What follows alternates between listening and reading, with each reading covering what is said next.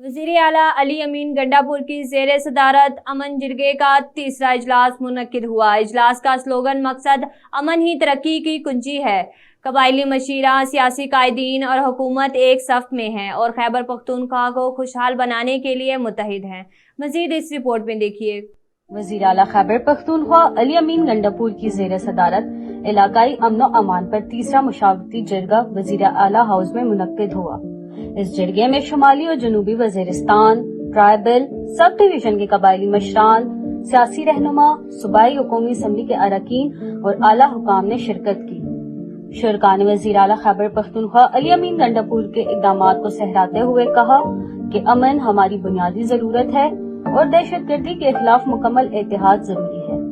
जरगे ने अफगानिस्तान के साथ मुज़ाकरात के लिए वफाकी सूबाई नुमाइंदों और कबायली अमायदीन पर मुश्तमिल एक जरगा तश्कील देने की सिफारिश की ताकि खित्ते में पायदार अमन कायम किया जा सके।